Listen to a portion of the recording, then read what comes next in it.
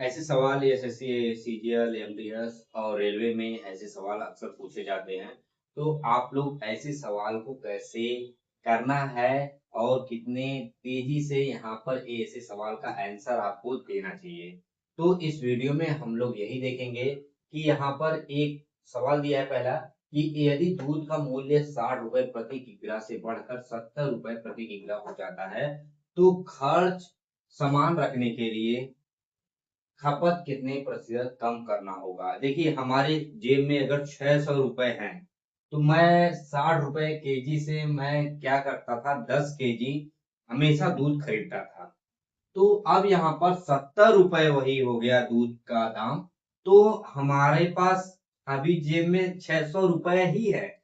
तो सवाल ये उठता है कि अब हमें कितना प्रतिशत कम मिलेगा उतने ही पैसे में। तो यही सवाल में पूछा जा रहा है कि यदि दूध का मूल्य 60 रुपए प्रति किग्रा से बढ़कर 70 रुपए किग्रा हो जाता है तो खर्च समान रखने के लिए कि खपत कितने प्रतिशत कम करनी या फिर करनी होगी, खपत कम करनी होगी। तो यहाँ पर ये बात ध्यान देना है। तो यहाँ पर देखिए प्रतिशत में कमी बराबर क्या होता है, यहाँ पर याद रखिएगा। प्रतिशत में कमी, यहाँ पर फार्मूला याद रखिएगा, प्रतिशत में कमी। हाँ, अब यहाँ पर क्या हुआ, मूल्य में वृद्धि, मूल्य में वृद्धि बटे नया मूल्य। अब यहाँ पर देखिए पहले था 60 रुपए, अब हो गया 70 रुपए। कितने रुपए का हुआ, बढ़ोतरी हुआ, 10 रुपए का। तो अब यहाँ पर कहेंगे और नया मूल्य कितना हुआ, अब नया मूल्य कहेंगे पहले 60 रुपए था, अब नया मूल्य तो 70 रुपए है।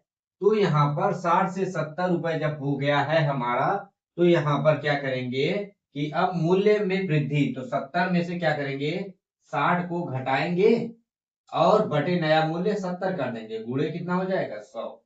यहाँ पर 100 का मल्टीप्लाई करेंगे तभी ना परसेंटेज निकलेगा।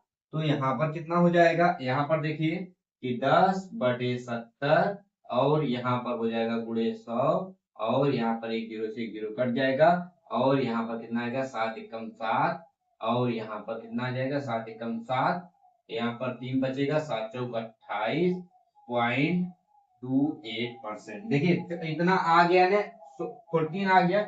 यहीं से समझ जाएंगे कि हमारा आंसर कौन सा सही होने वाला है। तो यहाँ पर ए होगा।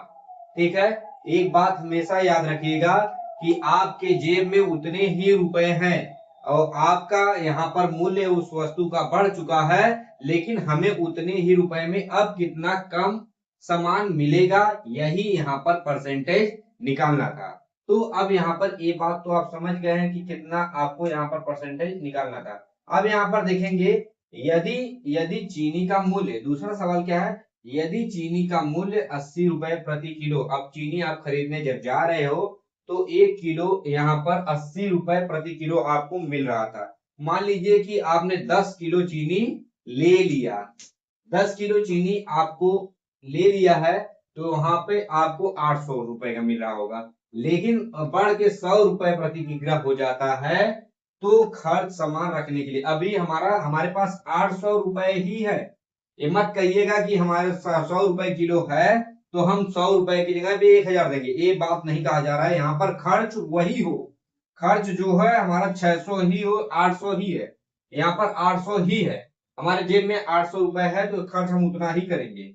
लेकिन अब हमें चीनी भी उतना ही लेना है, तो अब कितना परसेंट हमें चीनी कम मिलेगा, यही इसमें आंसर हमें देना है। तो बस वही सेम फार्मूला अप्लाई करेंगे और हमारा यहाँ पर आ जाएगा प्रतिशत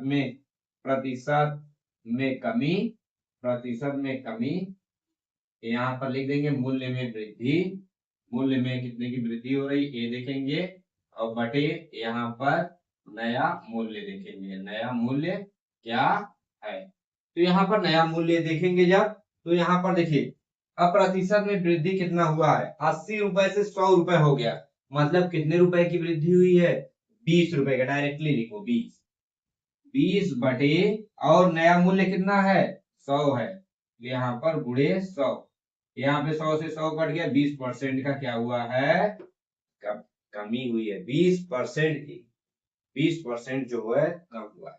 तो यहाँ पर इस तरह के सवाल आप बार बार पूछे जाते हैं, तो ऐसे सवाल अगर आप लगाना चाहते हैं चैनल को सब्सक्राइब करके रखिए, ऐसे नए अपडेट और नए सवाल मैं अपलोड करता रहूंगा। Thank you.